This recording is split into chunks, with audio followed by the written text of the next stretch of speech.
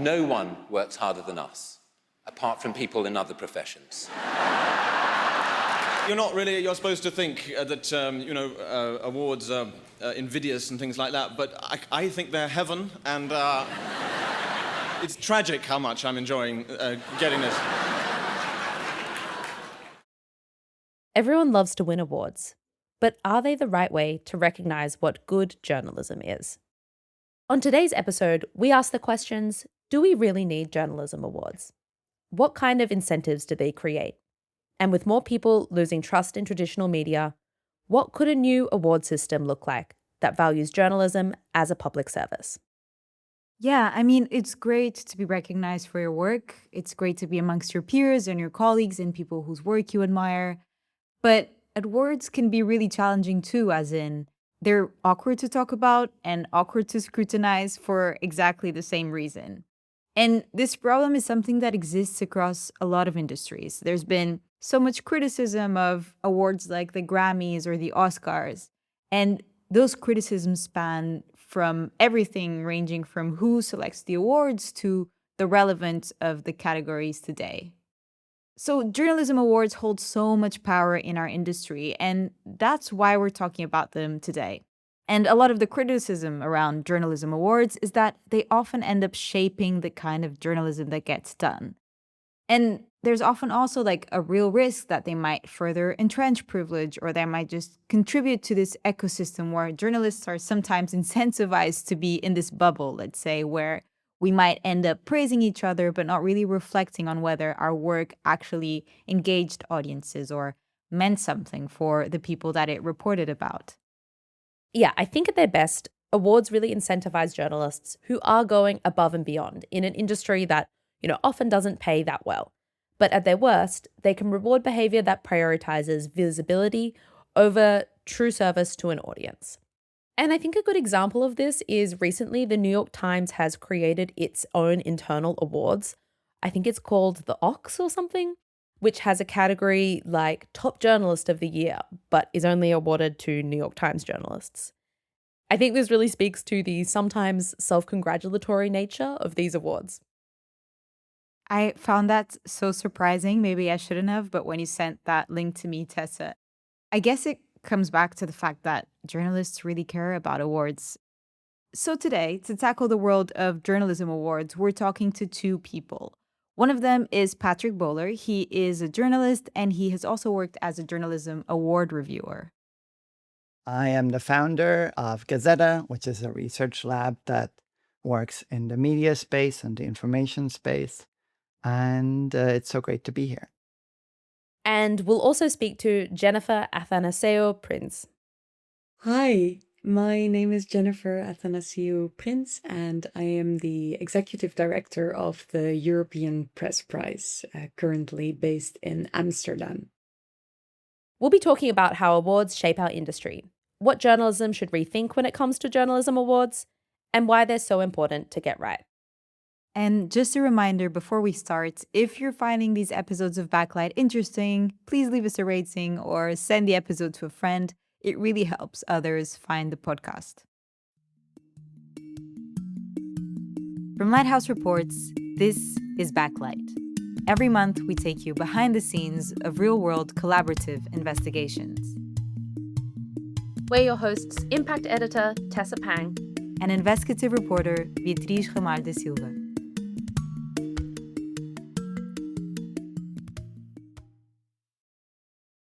I started out as a reporter investigating, doing stories, and I still remember the first time I won an award. I think it was a SOPA award, I believe, something along those lines. It just felt like a fantastic validation of the work, the hard work that's often, poorly paid and comes with high risk in terms of legal and other risks. And I remember that validation and how important it was for me at the time. But then as my career progressed and I became an editor and a media executive, ended up being on panels that evaluated stories for awards, I started to kind of see how these awards really exist in the vacuum of our circles, of the journalism circles, and not really in the wider world. One reason for that is, of course, the formats, right? Like what kind of taxonomy of awards do we have? Long form video, short form video, written. We sort them by format often rather than by what impact they had. And secondly, also just being on the panels, I often find myself looking at stories and looking at who the authors were. And we all know each other in the journalism space.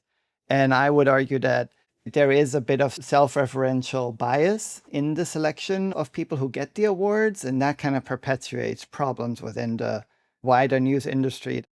When we look at stories that get published, we often feel like, oh, this is something that spoke truth to power or gave voice to the voiceless. All the good things that we want to achieve, but we don't necessarily do them in a world where media have the place they used to have. So they're not part of really of the journalism industry as it was. It's not really part of people's everyday lived experience as it used to be, perhaps, or as I perhaps thought it used to be. Yeah, it's an important point that Patrick raises, because ultimately we have to think about whether our work is actually doing what it set out to. Platforming a group of people's concerns or ensuring accountability, or ultimately providing a service to someone who really needs to know something. Yeah, and one of the things that Patrick says is that award categories can really dictate the way journalism is produced, so that you end up creating reporting to fit under that category. He spoke to us about reimagining what those categories could look like to better suit the purpose of journalism. I do wonder, though, if awards are an incentive to make journalism better as in more effective, more relevant, then maybe we can think of other categories that actually would allow us to compete on, say, utility, Like, how useful was this to people? How relevant was this to people? Really, whatever format it was. Because, as you know, at Lighthouse, journalism is consumed in various ways, right? And in various societies in various ways. And often any kind of media venture is now operating on kind of various formats that they publish in. So kind of that single format is really probably not the right way to compare ourselves against each other. And I was trying to make the case that it might be much more useful to think of journalism as journalism awards for jobs done, like this hopefully increasingly famous concept of jobs to be done, where we provide a social service to people and we are measured in the effectiveness of said social service for them as they navigate their lives. Yeah, his point speaks to the disconnect between how journalists think of a piece versus how the audience consumes it. And I guess nobody is reading an article and thinking to themselves, like, wow, that was a really excellent piece of short form news. They usually think something like, wow, that was important information, or that really helped me to understand a complex issue. Yeah, so many journalism awards focus on these really specific categories, like you're saying, Tessa, short form or long form or scoop. I think I've seen that somewhere. So Jennifer had a lot to say about this, actually. At the European Press Prize, she says she and her colleagues have been rethinking a lot of the prize's traditional categories in the past. The European Press Prize exists to recognize, honor, and encourage quality journalism in its role to serve democracy in Europe. And with our nominations, we hope to empower journalists to uphold journalistic standards and keep holding power to account. To be completely honest with you, I feel that at the European Press Prize, we need to do a bit of rethinking ourselves, especially when it comes to our categories. The categories we now work with have been the same ever since I joined the organization 6 years ago, and even longer, probably. I mean, one was added later, the Migration Journalism Award, because of conversations that our PrepCom had and trends they saw in our submissions. But the other ones have been the same for a long time. While, as you mentioned, so much has happened and is happening in the industry. So at the Press Prize, we actually have been re-strategizing for the past few months and following developments and trends in the journalism industry and adapting to these as an organization is one of the things that we want to do more and better in the future. One thing I realized talking to Jennifer is how hard it is to even be judging awards. She talked about the work of judges as often this kind of comparing the incomparable, particularly when we are talking about awards that are transnational, like the European Press Prize.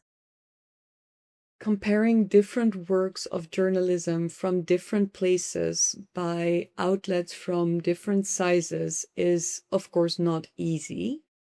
Judges basically need to compare the incomparable. And there can be big differences between projects from big legacy media outlets with tons of resources and projects from smaller, newly established independent outlets in countries where press freedom is under a lot of pressure, for example. And that is exactly why conversations matter and make a difference here, because what's innovative in the Netherlands can be very different from what's considered innovative in Turkey. And the same goes, for example, for impact. Impact can look and feel very different in different contexts. We probably have been missing out these past few years on so much great journalism out there in Europe that just wasn't eligible for our awards because it didn't have a core of written journalism. So I think this definitely is the biggest point of discussion right now in our organization and something that we are actively addressing with our PrepCom. And that actually ties to your question about what makes good journalism. So to compare even a written piece of journalism with a video documentary type of style investigation, that's another thing that we're discussing. How do we then adapt our judging criteria to make it possible for them to indeed assess and still have those valuable conversations? Yeah, I can see the difficulties because what's considered innovative is so different depending on the region. But I also think there's a big opportunity in awards to bring the best new ideas from different regions and inspire different styles or ways of reporting in places around the world. So, when we talk about journalism awards, something which is worth considering is also how they're often set up in ways that make it easier for established journalists or news outlets to apply, because at one point it becomes a bit of this, let's say, muscle building exercise and something that some people have perfected. Think about, you put something on a website that few people read. Is that giving voice to the voiceless, or could it be done in a different way that would have actually given them voice in their lived experience? And the other point there is, in terms of self-referential bias, is that I would just say that a lot of people who win awards have perfected the way of writing their submissions. So a lot of award juries, they don't have a lot of time. Everyone's busy. People don't really get paid to do this, so they do this in their spare time. So they do their best, but within the limits that they have, there is always a bias toward the organization that is really good at articulating what they did. Whereas people who are outside of that ecosystem might not have the socialization and experience to articulate the value of their work to these juries. So they have a disadvantage, and that prevents us from seeing new potential and seeing new talent. And then also people who are entrenched but have perfected the verbiage that they use, they can just continue to exist without actually often delivering value. Yeah, and that's a bias that awards judges have to be aware of.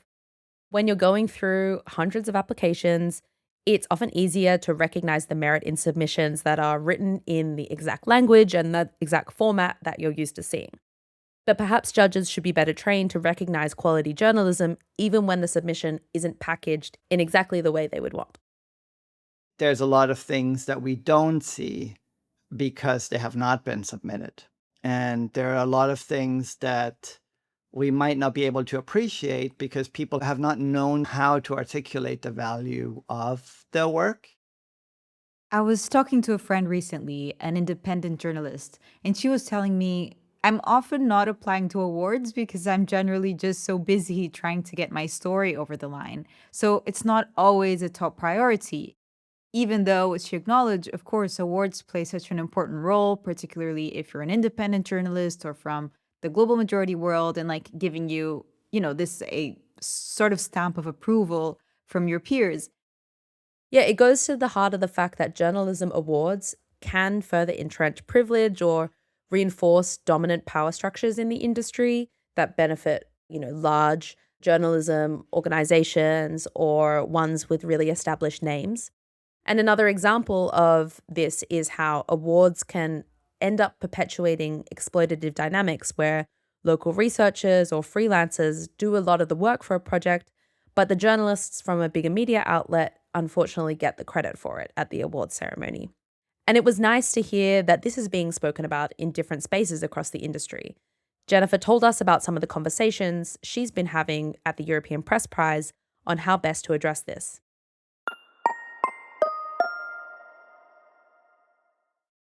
But of course, we also realize that it still takes valuable time, of course. And I think what we are trying to be specifically mindful about is to not ask for super long answers, for example, because we know that that takes up a lot of time. But on the other hand, there's this balance to strike between not asking too much from our applicants, but on the other hand, giving them the opportunity to provide sufficient information for our judges to review their work as fairly as possible. So yes, a person that spends more time on filling out their submission form increases their chances of the submission being reviewed as fairly as possible in comparison to others. But we also see that a lot of people submit way more or way longer answers than we actually ask for. So I think communicating about this more clearly is something we could probably all, as awards, learn from. And I think that's something that we've also seen within our organization in the past few years, that we also need to communicate very clearly about what it is that we value in submission answers versus what is really needed, so that it's really clear for applicants what they're spending time on. Yeah, it's great that this is something that is on the mind of people thinking about journalism awards, basically making them more accessible and inclusive, because that's part of the solution towards making sure awards are as representative as possible. So, what are journalism awards really rewarding? And how do we think about change in a media landscape that sometimes feels so distant from the reality of the issues that it is reporting on? That's after the break. You're listening to Backlight, Lighthouse Report's monthly deep dive into the world of investigative journalism. If you want to know more about our investigations, you can subscribe to our newsletter on our website, lighthousereports.com. Or if you have suggestions on who we can talk to on this podcast, you can always reach out to us at backlight@lighthousereports.com.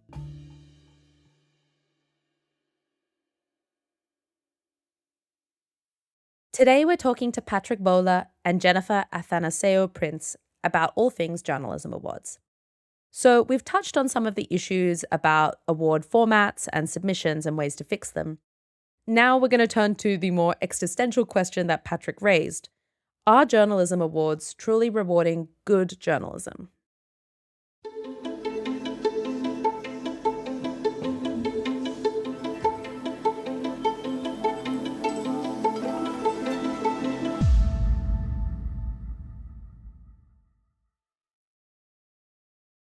I think the first thing that I would say is that we as an industry often operate on outdated or self-referential assumptions about the work that we do. And we build things based on these outdated and self-referential assumptions that get perpetuated at conferences and awards. In this way, we get to exist because those are very heartwarming stories that people, the big philanthropies and donors, they still want to give money to perpetuate this. But it's often wishful thinking, and we're building sandcastles that are not rooted in the reality of people's lived experience. And so, like in really anything in journalism, anything that can get us closer to people's lived experience and be a meaningful part of it, help people make better informed decisions in their lives, can be a valuable service. And in that, I would say the tools kit that journalists have or practitioners of journalism are really of immense value, right? We're able to find information where there's no publicly available information. We're able to cut through the noise and see things that are being distorted. We're able to, and we're passionate about listening to the people who might not have been heard previously or might not have been understood previously. So those are all really immensely important and valuable skills to have that we can bring to the public debate. And I shouldn't say the public debate because the public does not really exist, but like to the debates that are happening out there. But we have to really start with the assumption, like, what are people trying to do in their lives? What are they worried about? And really build from there rather than these very big narrative constructs that we are these heroes preserving democracy. And this has really failed and has really led us to a point where we are really stuck in our own self-referential narratives that prevent us from being effective in what we could be doing, in the role we could be playing in society. We also asked Jennifer what she thought about this. I think that's a very fair point of criticism in the sense that if that is indeed what's happening, then I don't think that that's a good thing, because the journalism shouldn't be produced to serve awards, but the exact other way around. So the journalism doesn't need to fit the sort of award jacket, so to say, in order to be published, or sort of the timing of it. As for a response to that, I think that there's a responsibility for awards to be very mindful of this, well, power dynamic, I guess, isn't it? Because I think that that's not the goal or the role of journalism. I mean, it's of course very nice if you produce a great piece of journalism and you get recognition for it. But I don't think that journalists or outlets should focus so much on how their publication can then lead to an award, in the sense that they shouldn't adapt the actual publication of it to fit that better. It's interesting that Jennifer mentions that journalism shouldn't fit this award jacket. I mean, we've heard in the past and probably in the present and in the future, but how so many editors, in different contexts will even rearrange the calendars of investigations to fit an award deadline, for instance. So obviously awards are so connected to a wider understanding in our industry of what makes good journalism. And I think we've established that this issue of categories, of what we are rewarding, plays a really big role. So what should be happening differently? We're living in this moment where journalists are all battling for attention from our audiences and from the public, so awards can't ignore this. Basically, we asked our guests, if we were to redesign the status quo, what would that look like?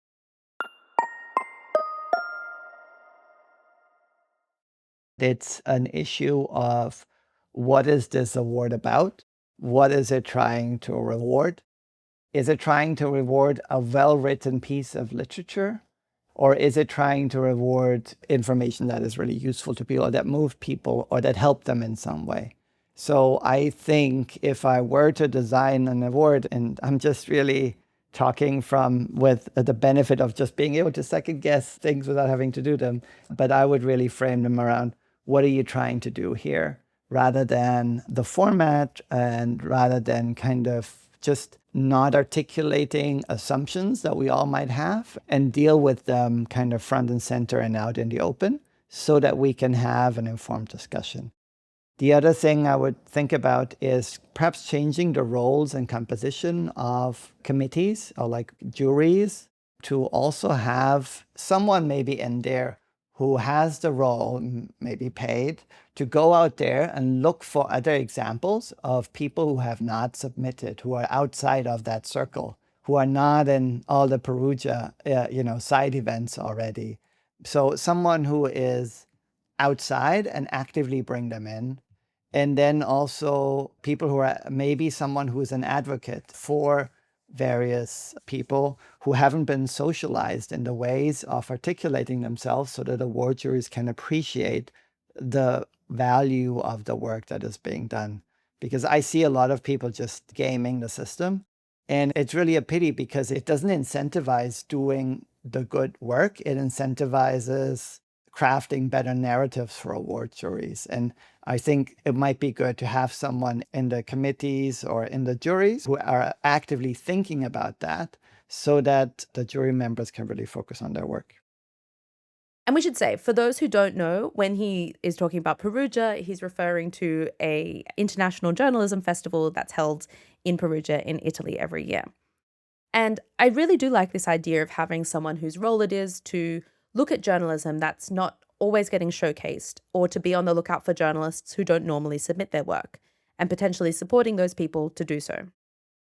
Okay, so it's not just because you are our co-host Tessa and impact editor, but I don't think we've talked enough about impact. We're making all these references to why journalism awards don't always reward the work that is actually impactful to the communities they report on. But how do we really do that better?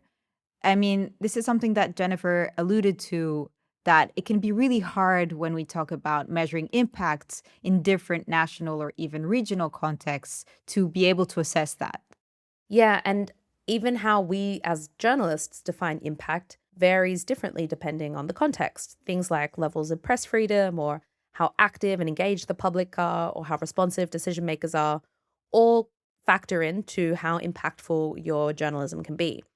But the fact that awards are even asking about the impact of journalism indicates that they believe that journalism plays some sort of role in social change, whether that's through direct policy outcome or helping people navigate their lives better. And I think that that process of understanding journalism's role in that change is something that awards could consider. It's not just the outcome, but the ways in which you took steps to get there. Jennifer told us they get all types of answers when they asked about impact. But it is often still something that is considered as, reach, like how many people read your story or clicked on it.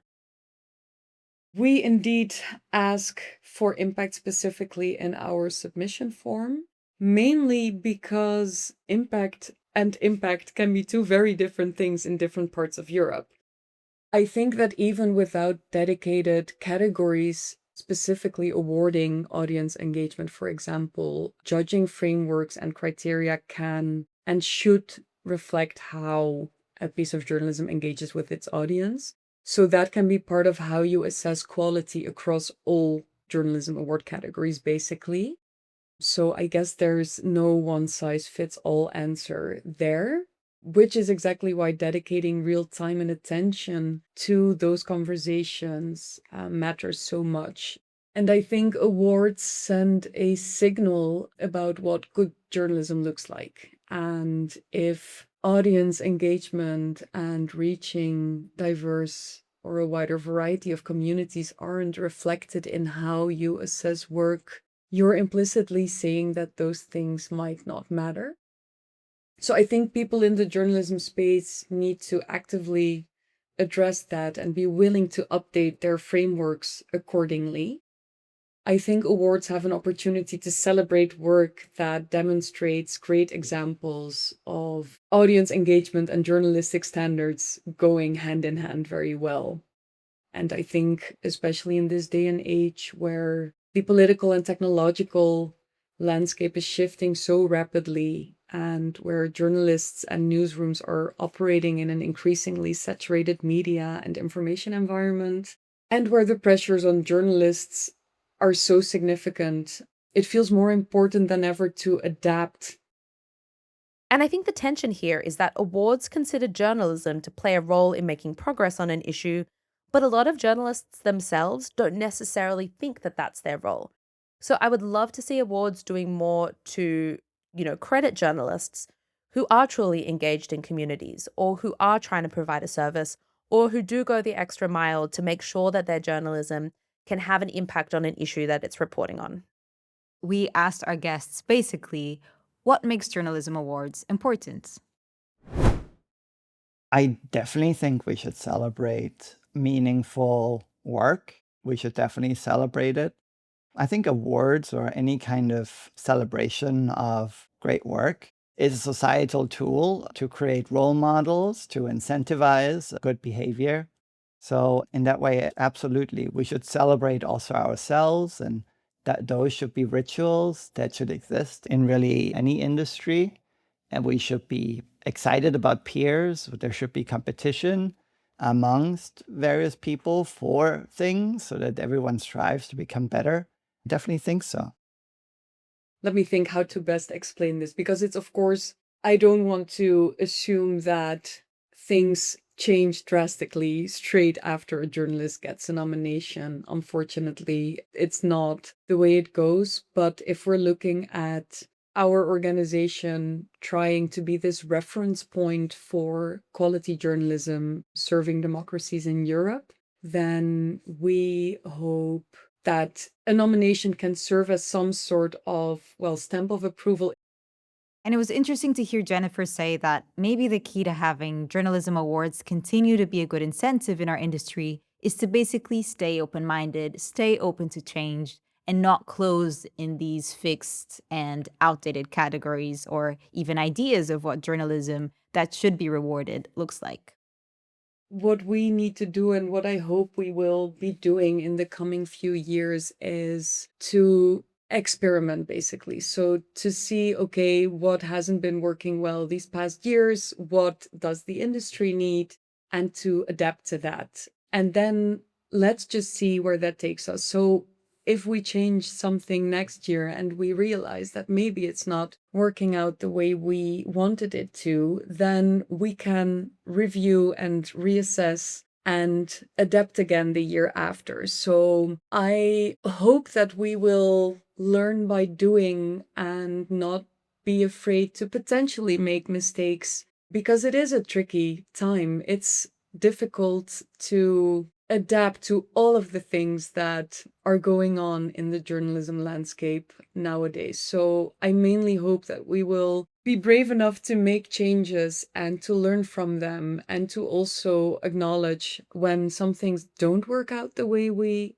planned them to. Okay, so I think our guests have given us a lot to think about with regards to the merit of journalism awards and how they can better recognize good journalism. Yeah, and obviously this conversation happens in the context where the industry is rapidly changing, so awards therefore need to change with it. Yeah. Thank you so much to Patrick and Jennifer. This was a really fun conversation. That's all for now. Thank you for listening. To keep updated with our investigations, you can follow us on our social media. Our Instagram, TikTok, Twitter, and Blue Sky handles are @LighthouseReports, or you can subscribe to our newsletter, which is on our website, lighthousereports.com. All of these are linked in the show notes. And if you enjoyed this episode, please leave us a rating or send it to a friend. It really helps others to find the show. This episode was produced and hosted by Tessa Pang and Beatriz and Silva. It was sound edited and designed by Spoovio. Thanks everyone, and see you next month.